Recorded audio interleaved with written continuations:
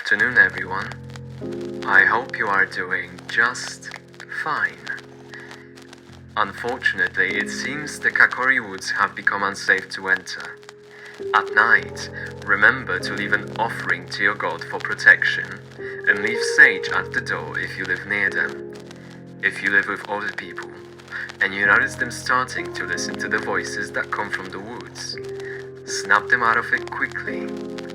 Remember, once you go past the hooded figures, it's already too late to listen to their warnings. That was Horace for Light FM. Take care. The angel brushed the bangs out of his face. The world had been like this for as long as he could remember, and angels, even half-ones, live quite longer than humans. The old tale goes that once gods and humans became too close, and humans saw them without the respect and fear that they once had. They pulled themselves and their blessings back, but all the angels stayed with the humans as a way to show them that the gods still loved them and to guide them. But the humans didn't see it like that. To them, the gods had turned their backs on them, and the angels were there to watch them, to make sure that they could never get that close again. Humans turned their rage to the angels, and angels were hunted down, till only a small group of them were left. It was a vicious and bloody war, with many casualties on both sides, and the angels went into hiding, and the gods retaliated by cursing the land for the crimes committed against their servants. Monsters, tears in reality, and most horrifyingly, the protection field that protected us from beings beyond this planet were taken down. The humans turned their rage with full force towards the angels, their only safe place being the kingdom of Ylisse, the last place that the gods still cared for. The reason for this is that the future exalts married an angel of their own free choice. They were truly in love, and the people truly cared for everyone that would enter their gates. In a world of darkness and disparity, this was the one place where you would be safe from the savagery of the outside world. Unfortunately, even this beautiful beacon was starting to lose its brightness, and the boy knew this well. His father was the brother of the angel that made this kingdom the safe place that it was.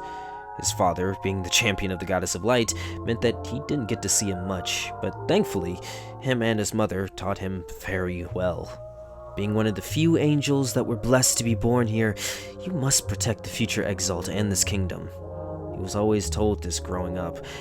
He never minded, though. Much like his uncle, he liked fighting the monsters of this world, and while protecting the kingdom and the people was fulfilling, and he loved seeing their smiling faces, the thrill of the battle was what he truly lived for. It's Horace again. Apologies for interrupting this musical afternoon. We have some fabulous news to share. It seems like today is the day the captain of the Goddess of Light is coming back down. Of course, that means the Heaven's Light Festival will be thrown tonight. But remember, stay away from the woods and the border, and don't stare into your mirror for more than 5 minutes when getting ready. It might be a festival, but safety should always be the foremost thought in your mind. Stay safe and enjoy the festival.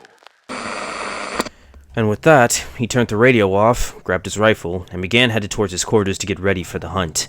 He wanted to greet his father with all his work done so that he could spend some quality time with both his mother and his father. The last time the three of them talked with no talk of their work had to have been when he was no older than a young boy. I'm guessing you're going to go take care of whatever it is that they're talking about in the woods right now? Even though he knew that was his mother's voice, his head still snapped in the direction that it came from.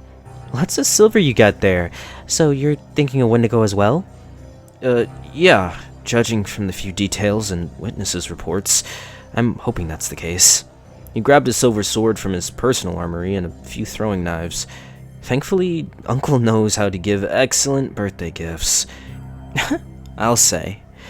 Batu never was one to give out gifts, much less his prized weapon. With how he used to take out monsters with that thing, it's a wonder that Lucy ever got him to stop. At least to the point that he has. Although, I hear he still gets out every now and again. She smiles warmly, scruffing up the boy's hair. "And soon enough, you'll be as good with that thing as he is." "Thanks, Mom. Hopefully I'll be as good as Uncle and Dad one day," he said, zipping close the bag. "I'm gonna go grab some food and supplies and start packing. Who knows how long it'll take to hunt this thing down." "Well, I hope you're packing for 3. Why would I do that? Even if you're coming, neither of us eat that much. Even me," he said, laughing at his own joke. And here's another laugh. "Then you might as well pack for 4, and we can split the 4th.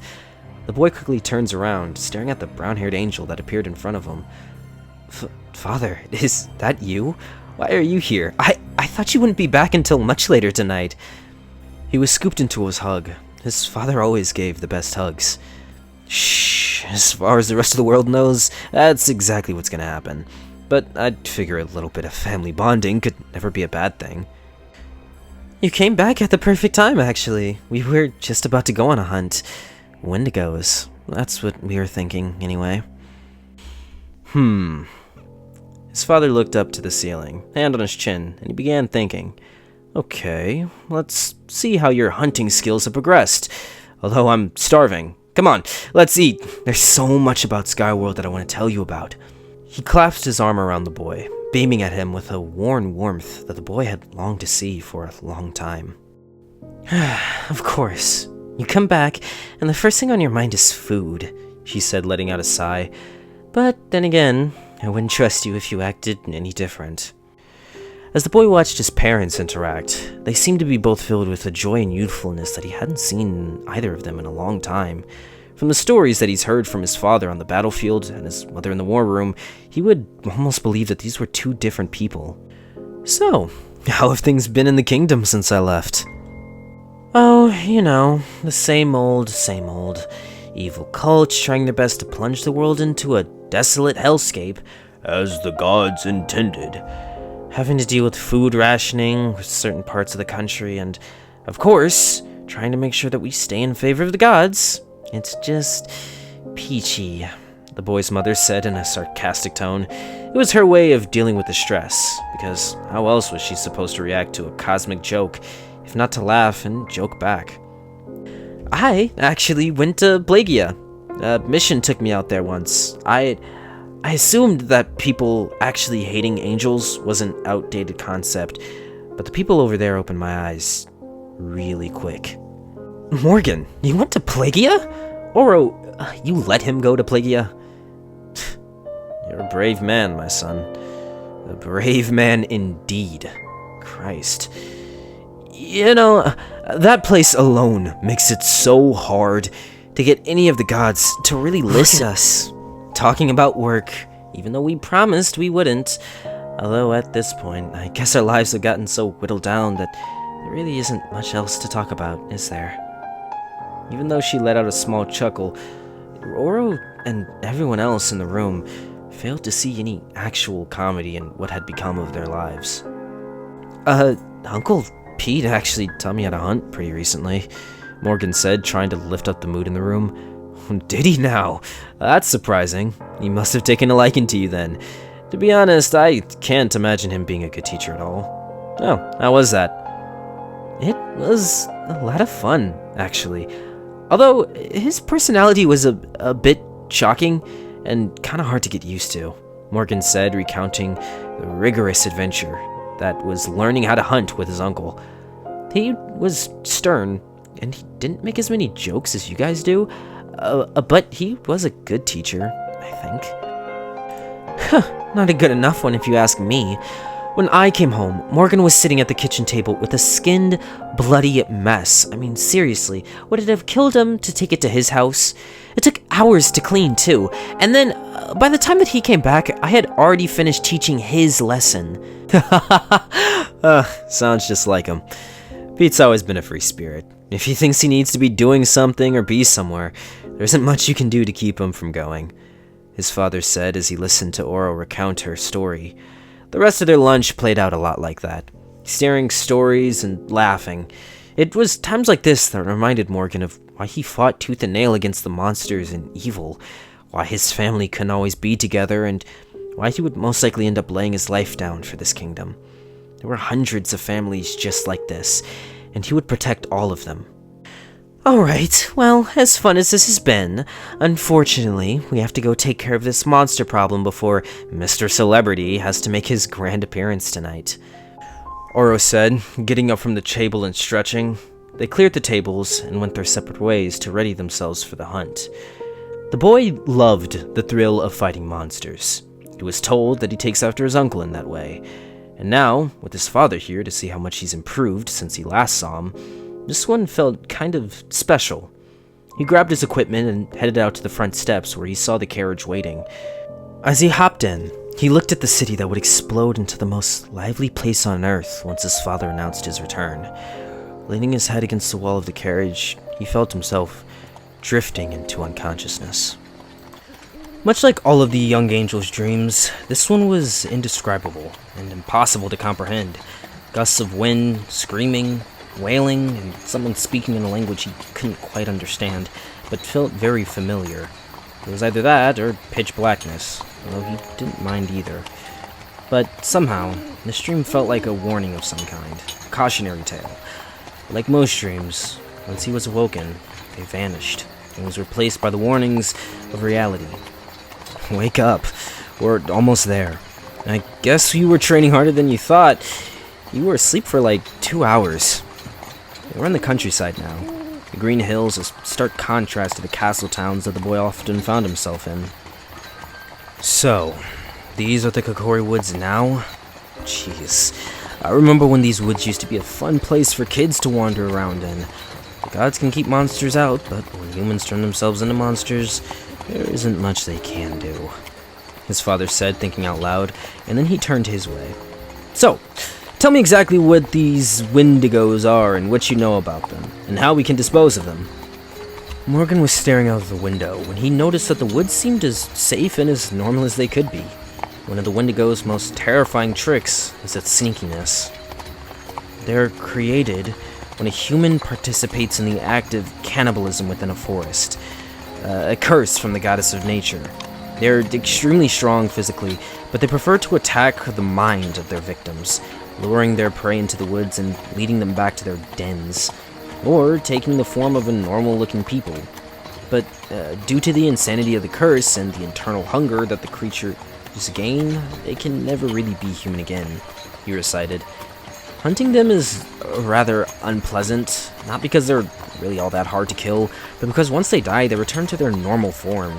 Apparently, the guilt you feel is like none other. Well, at least I know I'll be able to sleep soundly tonight. Sheesh. But you are correct. She was quite proud of herself for her contribution. Although it isn't just cannibalism that'll turn you, the angelic father said. Really? The boy asked in confusion. I believe it's any act that goes against her natural order. The more extreme the act, the harsher her curse affects the transgressor. Jeez, her disdain for humanity never ceases to amaze me. But I feel as though this is a bit much, no? The boy's mother asked, just as puzzled as him. It's better than some of the alternatives. Seriously, I heard she has weapons aimed at the earth that will put things back to their natural order. But there isn't a thing natural about it, in my opinion. As the carriage pulled up to the village, the boy could tell something was wrong. Typically, farmers would be out working the land and children would be playing in the village, laughing and exploring. But the streets were quiet, and the fields looked unkept. Overgrown plants and weeds were everywhere. Even if everyone was hiding due to the monster in the woods, the forest should still be rather lively. Well, this is a unique situation, the boy's mother said. They began looking around the doors that were all open, and looking into them, you could feel the emptiness seeping out and infecting the village. There were no bodies. Opening up a door to the largest building in the village revealed a stench and an overwhelming, suffocating darkness that was enough for Oro to call over the other two. "Oh, this is something I've definitely never seen before," the boy said, walking inside. He began inspecting the house. The windows were completely smothered in some sort of black, almost tar-like substance. Every room in the house lacked a door, most likely ripped off its hinges from the looks of it. "This is most likely a den, or at least it's being turned into one. it's best if we don't explore too much." The boy looked over to his mother in confusion. "I was under the impression that Wendigos built their dens far away from humans," the boy said, pondering what this meant. "Then them making a den here makes sense, doesn't it? I mean, this village is hundreds of miles away from anything else, and unfortunately, I believe that everyone in this village is long gone. I'm not seeing anyone or sensing any life," his father said. "But the news report from this morning said this was the first that anyone has heard of it, but that would explain the fields and why the streets are so empty." The mood of the group changed. Feelings of confusion switched to anger and sadness. "So then, if I had just paid more attention, I could have saved this entire village. Innocent lives were taken for no reason at all," his mother said. His father quickly ran to her side, but he himself felt no need to move to comfort her. "It's okay. There's no way that you could have known. I promise you that we'll make this right." The boy stepped outside. Contrary to what everyone thought, knowing that he was too slow to save anyone bothered him deeply. But on a mission, you can't allow emotions to get in the way. That's how you die. It's how he had seen many of his friends die. He felt a tug on the sleeve of his shirt, and in one quick motion, he unsheathed his sword and swung at what he thought would have been the neck of the beast that had massacred this village. But instead, he hit the air. "Excuse me, young man. Are you a member of the Monster Hunter Corps?" He heard an old, weak voice say. Looking down, he saw an old, hunched-over lady. Probably for the best that he had missed. He wouldn't have exactly been able to sleep well anymore had he known he'd killed an innocent old lady. "I'm not with them. Well, not anymore, anyway. But I am here to take out the monsters plaguing this village. Tell me where exactly is everyone hiding, and we can evacuate everyone out. At least until the problem's taken care of." The old woman eyed him up and down, and eventually, a warm smile spread across her face. "Ah, I see you're a half-angel. Why don't you gather your group and I'll show you the way?" "Right." The boy quickly turned to go get his parents so that they could fix this problem and return this village to the way it once was. He didn't have to go very far, though, as his parents had finally caught up with him. "Good news, guys! It looks like I found a survivor," he excitedly told his parents. "I should have known at least one would have gotten out. Well, go on, lead the way," said the boy's mother, but when the boy turned around to lead them to the old lady, she was right behind him again. Then he turned to his parents. Were they talking to him or to the old lady? "This way, quickly. I don't want the Wendigo to find them before we do." The group quickly followed the old lady in silence. They made it to the entrance of the forest. The entrance gaped like the maw of a beast. Even in the middle of the day, it still seemed much darker than it should have been. Stepping into the forest, he could feel the eyes on him. They were being watched, but in his experience, it was more entertaining to let the monster think that they had the upper hand. The walk suddenly became much more treacherous as they had walked off the path. He had noticed that neither his parents had said anything, just occasionally looking back at him to make sure if he was still following. Was this them taking this seriously, or something else? "Did you hear that?" his father said, interrupting his thoughts. Normally, wrestling in the forest would never bother him. I mean, who would? But this forest, since they had gotten there, had been completely silent. "We need to check that out," his father said, and his mother rushed off in that direction. He tried to follow, but he was tugged back by the old lady. Her strength surprised him. "Please, we need to make sure that the rest of my village is okay. I'm sure we'll be able to catch back up with them later." As the old lady continued to walk through the forest, he was confident his parents could overcome any threat should they find one. As he followed, he felt as though he were in some sort of trance. A trance so deep that he hadn't even noticed the sounds of fighting and yelling that could be heard deeper in the forest. He didn't notice the faint scent of burning flesh. He never noticed when it had become night.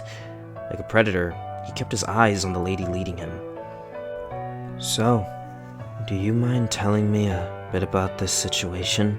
he found himself asking. "Unfortunately, by the time we figured out a Wendigo was near our village, it was too late," she began. "A group of boys ran into the forest to play at noon, like they usually did. This time, however, they ventured too far in. They let the sense of wonder and amazement overtake them. and they became lost. They became cold, and soon they became hungry, unbearably hungry. They were too small and weak to hunt for food, and when one of the boys tried to eat some berries, he never woke back up from his nap. The oldest boy had been hearing a voice for a while, one which told him how to get meat. All he needed to do was sleep, and when he did, he awoke with his belly full. But the rest of the boy had gone missing. As the old lady was talking, they approached a cave. This boy, in his sorry state, came to a cave to rest. When he woke, he was never the same. The hunger that plagued him day in and day out before was still there, but this time tenfold. But one day, he found another one of his friends that he had lost. But when he called out to him, his voice wasn't his own. And when his friend saw him, he screamed and ran. The pain this caused was so much worse than any hunger. He had finally found one of his long-lost friends, someone he could struggle with, someone he could survive with, and he ran away from him. Now, the hunger was replaced with a burning rage. It wouldn't be satisfied unless he hit the person who had caused him this pain, unless he hurt them back. And when he finally caught the boy, he made him pay back tenfold. He returned to the cave with his new friend. He wasn't screaming anymore. But after a while, the new friend left, and he was lonely again. He wandered the forest for days, and then weeks, and then months, and finally, he found his old village. The people screamed at first, too, but they eventually became his friends. He ate delicious meat every day. He made some of them eat it too, so they would be just like him. Until one day, he realized his voice was able to change in ways he never could imagine before. And he found a great new way to make friends. His grandmother had always told him about. He could talk with people across the country with it. And so, he did. He learned a lot and met a lot of new people. The boy had many new talents, thanks to the forest. Changing his voice was just one of them. But making new friends is always great. A single shot rang out, and blood splattered as the beast turned around. Sorry about that, but you don't belong in this world. You're an abomination that strayed too far away from its intended course. The thing turned around, a large, otherworldly smile splayed across his face. I didn't want to suffer alone. Is that really such a sin? The skin of the beast shifted, revealing the form of a small town boy, no older than the age of 10. Is that what gods think of us? Is it a sin to not want to die? I will make you see things my way. You heard my tale, and thus, we're friends now. So, let's play. The boy felt a twinge of guilt. He had never met a monster so lucid, and yet he had a job to do, and emotions got in the way. Fine. Then allow me to cleanse your filth from the land. So, you don't want to be my friend either? That's fine. The creature let out an otherworldly screech, transforming its skin, turning pitch black, his mouth elongated and filled with rows of teeth. Whatever had been left of the boy was now completely consumed by the curse of the goddess of nature, the angry spirit of the forest. The gods have turned your back on you too, it giggled.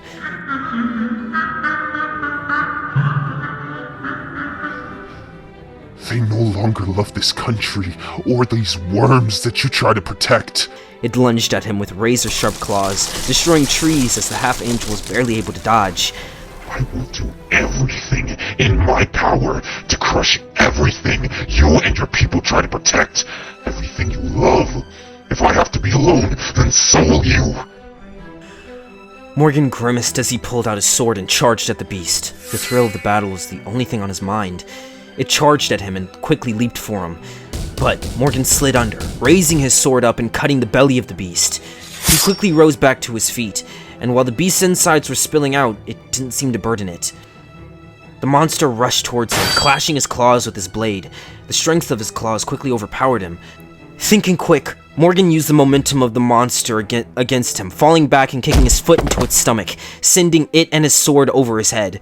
The beast quickly clambered to his feet, letting out another roar before charging the boy again. Damn, these things are relentless, Morgan exclaimed as he reached for and readied his rifle. The beast jumped at him, claws inches away from his face, and then a loud shot rings out. The monster was in a crumbled heap on the ground, with heavy, labored breathing, the only thing remotely human left. Its eyes were looking at him with a great sadness. I'm so tired of being alone. I can't die yet. I was so close to making new friends. Oh, well, we all die at some point, the angel said, putting the barrel of the gun next to the beast's head. One human even killed a god at some point. I pity you. I really do. Maybe in your next life, you'll be able to find the friends and the adventure you were looking for. I can't die yet. The monster croaked one last time. Yeah, you already said that. With the pull of the trigger, the noise of the forest had once again returned, and all of the boy's senses had returned. And with that, the sense of dread had lifted. Man, I think I hate missions like this. He stared into the afternoon setting sun, seeing the orange hue from the fire most likely that his parents had started, and whatever it is that they ran into.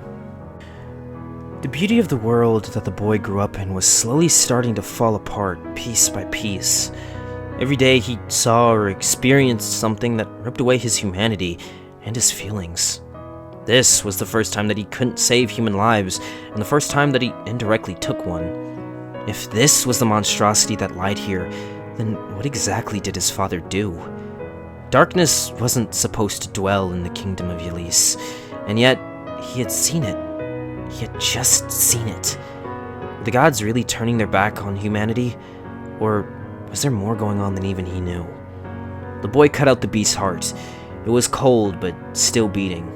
He grimaced and tossed it into a makeshift fire, at which he felt the forest lighten, as the beast had finally begun to fall apart once and for all. Hoping that he gave the boy some type of peace, he made his way towards the direction of his parents.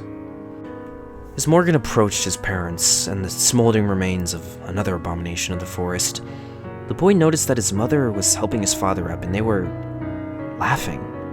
Surrounded by tragedy, in the forest, which was catching fire from the work of his mother, no doubt, and they were able to find levity with each other in this. He, however, failed to find any humor in it. His mind flashed back to the words of the boy. His words had reflected how he felt for a long time. This never-ending war to help those who couldn't help themselves was starting to weigh on him. And if the gods truly had turned their backs on humanity, then how was he ever meant to protect humanity against their callousness? This, he did not know. The celebration was in full swing. People were dancing, the smell of food and fireworks was in everyone's nostrils, and the air was electrified with excitement to meet the hero of the people and the servant of the gods. All except Morgan. His mind was still racing from the day's events. Not a big fan of dancing anymore? Usually you're the second biggest party animal in the kingdom behind your father, Oro said, approaching her son. She had a half-eaten kebab in her hand and was clearly tired, exhausted from socializing in the battle from today. I can't. Morgan looked at his mother, his eyes glossy from anger and confusion. How do you do it? You and father, how can you both do this and remain happy, sleep easy at night, dance like this? He let out a shaky sigh. Isn't this all too much? Aura walked over and put her hand on her son's shoulder. The stress of the last job was clearly getting to him, and while she wasn't aware of what the boy had faced in the forest or the trials that those monsters had gone through, she understood her son's pain. She understood the feeling of fighting a losing battle. Yeah, it is all too much. Fighting the scorn of the gods every day, it weighs on me. But I find joy in knowing that my family is safe, knowing that the country and people that I love are safe, and that's why I can laugh. Love is sacrifice, my son, and I'm sorry that you must sacrifice so much for what you love. But if you begin to hate it, then please, leave. You needn't sacrifice anymore. When he watched the celebration of his father and saw the smiling people, he no longer thought of the thrill of battle, or the horrors from the hatred of the gods, but only of how he could further protect all that his ancestors had fought for and forged. He vowed to protect this, no matter who or what his foe was, whether it be the worst demons of hell, or even the gods themselves. He wouldn't let any more life be needlessly taken. His eyes glazed over, and he stared into the night sky, wondering if he would ever see the sun again. Welcome back. What a wonderful night it is to be in the capital, as our wonderful hero of light returns to us. Let us all come together and thank the gods for his presence.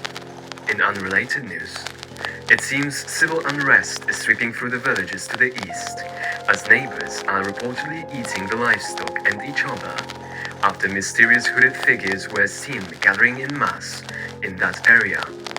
Could this be in response to the return of our hero, or is it something larger at play? Stay tuned to keep informed and updated here on Night FM. Good night, everyone. It was Horace. And remember, always praise the gods.